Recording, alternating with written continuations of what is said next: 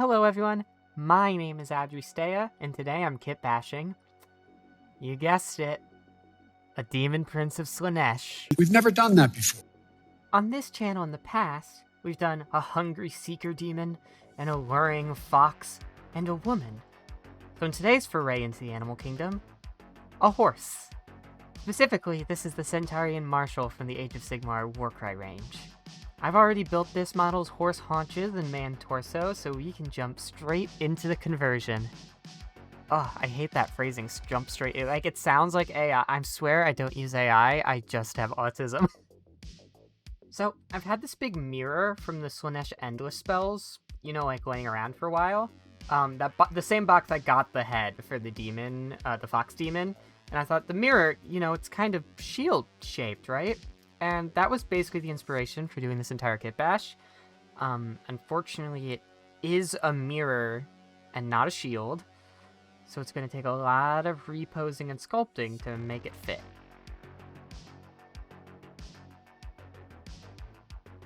The first of this reposing involves Fabius Bile levels of aggressive surgery, where I have to cut off this man-horse's elbows to move them forward.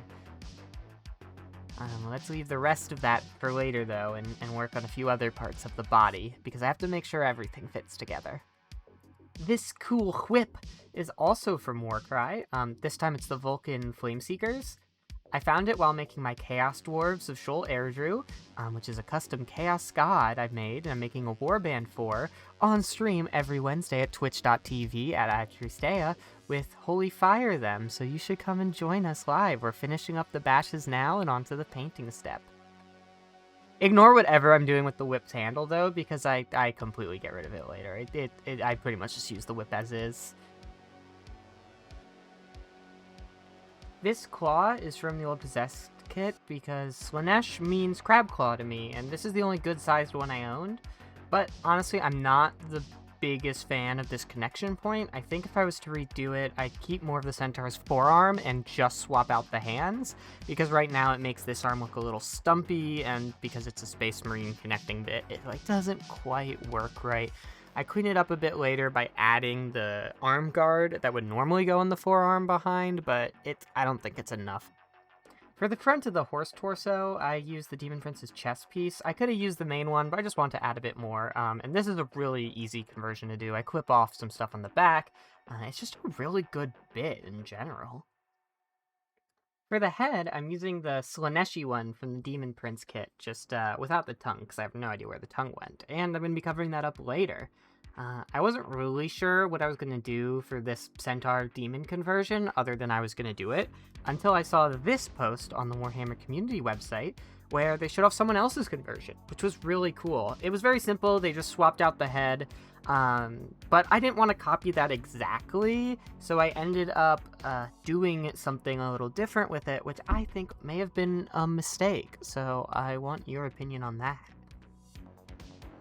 That mistake was sculpting, not this part. Right now I'm just putting straps to put on the shield. I think I could have done them better. They're a bit too thick, both depth and width, as well as they have a bit of a texture on them. I think maybe I'd make them with chains in the future. I don't know. For sculpting, I've been using the Tamiya Quickset epoxy putty, though, and it's the best. It's my favorite. Green Stuff and Milliput can, suck it now. This stuff dries like Milliput, but it's tacky like Green Stuff, so you can really sculpt shapes with it. It doesn't squish away or melt, but then you can still sand it. Oh, it's gorgeous. It's perfect.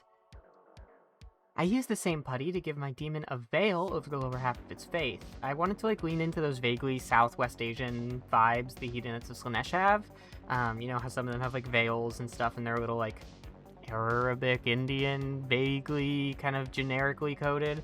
I wanted to do that, see if I could do something kind of, fun with that, but I don't think this veil does it in the end.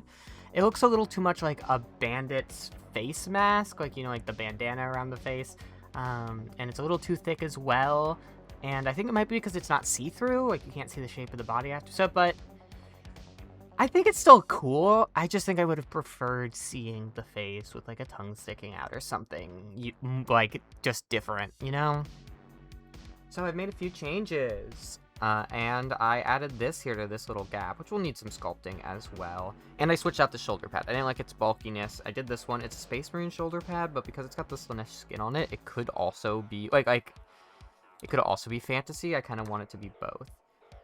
So my plan is, and this might date the video a little bit, but Lich's Laboratory just came out with a video where he had arms crossing a Slaanesh Marine's chest, and I love that idea so much that I was gonna put it here, because usually Slaanesh has 6 limbs, but this one's got 8, and I don't want to remove anything, so I was like, what if the crossing arms are the 6, like, extra, you know, this extra pair of arms to give them 6 arms? So those could be crossing. But I also wanted to sculpt boobs, so I was like, what if we got boob here, and then one of the arms is holding the boob, and the other arm is, like, across.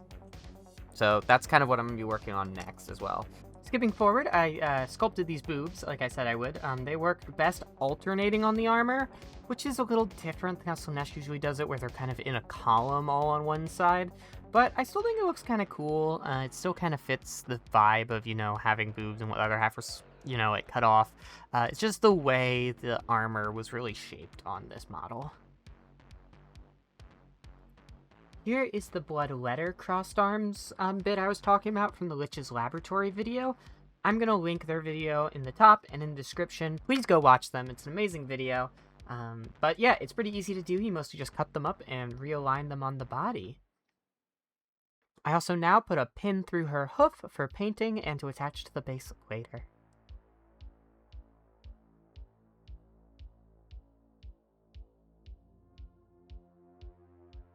So, we've added 6 arms, because that's very Slaanesh. What about 6 legs?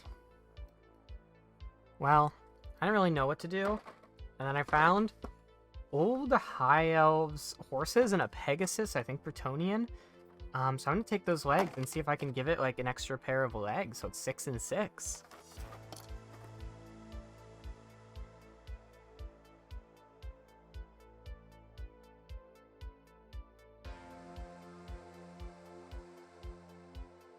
These are definitely way smaller, so I think it's better if I cut here and have them kind of like come behind this as like vestigial smaller legs. So now this could go like here maybe.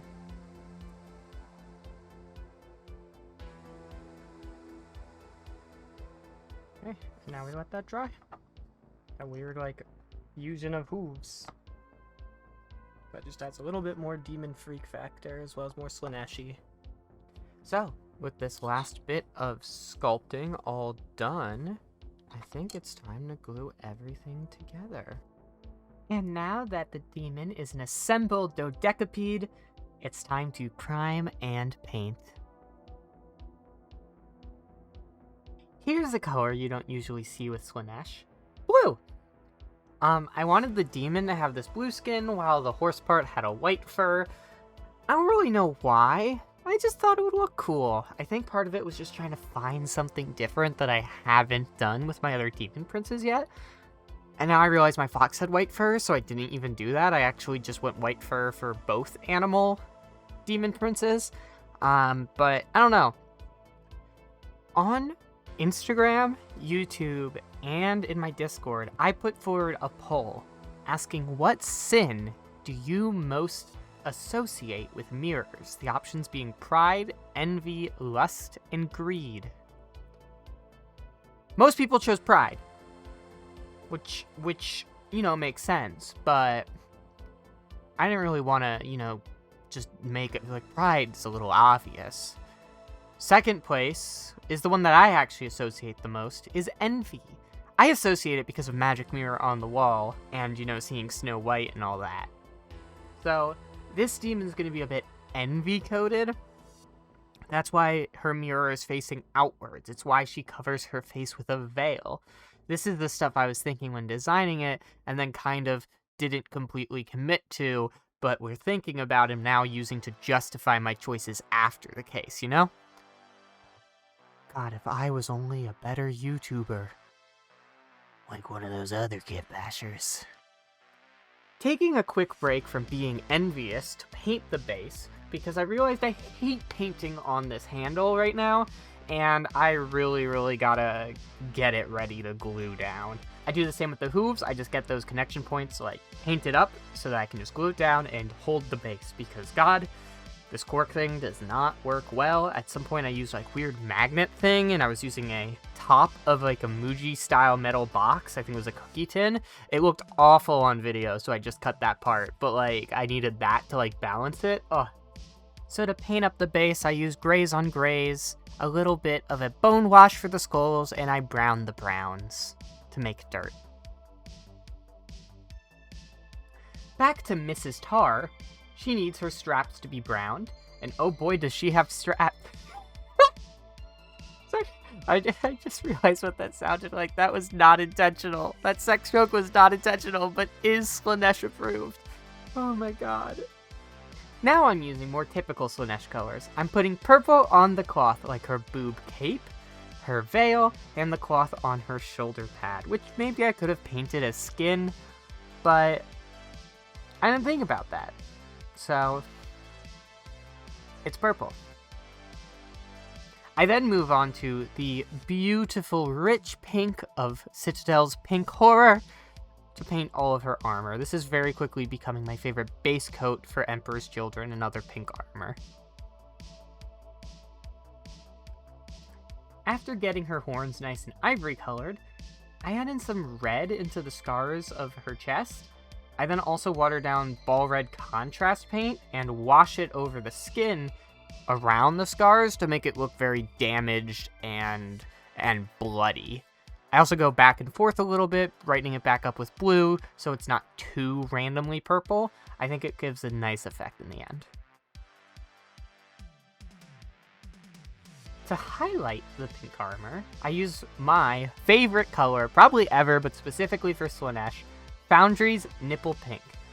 Yes, it is a real paint color, and yes, it is the perfect pale pink for Emperor's Children and other Slaanesh. It's the perfect coincidence, or perhaps it's not a coincidence. Maybe Slaanesh was designed to be nipple colored. I don't know.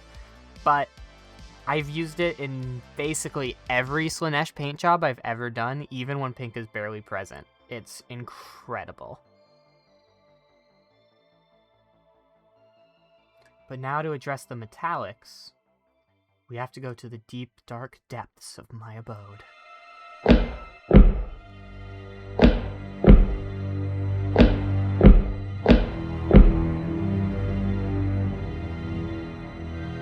This is a very high-tech airbrush box, and this is Vallejo Metal Color Chrome, which I shall use to make the mirror very shiny. I cover up most of the model with a paper towel. I say most because obviously not the mirror. And then I give it a quick spray through the airbrush to get like a smooth coverage. So now that this shiny boy is done, it's time for the other metallics, like the gold. Other than the one on the hooves, because I wanted to get that done before I glued anything down. But the rest of the gold, I'm trying to think. Yeah, there's a little bit of silver on the chainmail here, but most of it's gold. Yeah, we're in the home stretch. Also, let me know. I tilted my camera slightly. Let me know if you like this angle more. It's a little weird up here just because of the way my cutting mat is positioned now, but we'll see. I've been wanting to find a way to tilt my camera more, so hopefully this works out. First, for the gold, I use Retributor armor, which is still the best gold in my opinion. I use it around the mirror and on all the armor trim. I also use Lead Belcher for the chainmail and whip. Do you remember in my most popular video, by the way, where I make the Noise Marine Rhino and I try that marble pattern all over it, and I don't quite like it, it doesn't quite work? Well, I've grown as a person, and I'm willing to give it another try. On the interior of this shield. This was kind of an idea I just came up with randomly because I didn't quite know what to do, and I was like, what if it was marble? To do it, I layer up several different grays until I get to just nearly white. I think it's Corax white, which is like a very nearly white gray off-white. I just stipple it on randomly with my brush. I don't use any big brushes, I don't use sponges, I don't use the airbrush. I just stipple with my brush to get that random marbly, stony texture. To give the marble the girthy veins it deserves, I take Black Templar contrast straight out of the pot, and I drag it gently in squiggly lines. I repeat it enough, and it starts to look pretty good. Since I was using a reference, which you should use a reference whenever you're painting something like a texture like this, but specifically marble, I noticed that near these streaky parts, the veins, in my script I just wrote streaks, but I've since remembered they're called veins, as I said last sentence, the marble tends to get a little grayer, and I think that's probably from the minerals in the veins kind of leaching out into the rest of the marble. So to recreate that effect, I use Nuln Oil straight out the pot as well, and just wash that over the area around the veins, and it does a great job of tinting it that color without really needing any blending.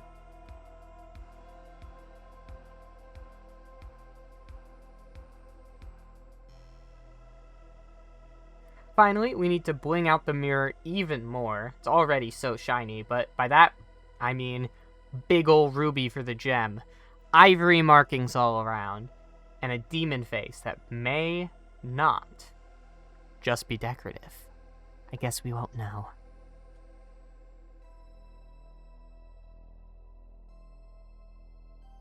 If you're enjoying this kitbash, please consider giving a like and subscribe. And if you're a Slaanesh cultist like me, or you just like a kitbashing community, you can join my Discord using the link in the description. I'd love to see your models. I may even show them off, like this one by user I Like Dinos, who has made an amazing Blanchian-inspired Keeper of Secrets.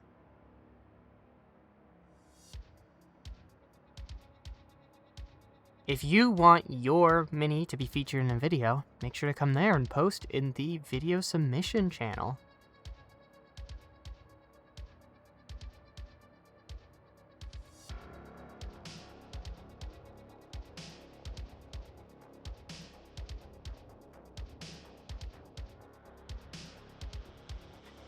And with that, let's look at her in her finished glory.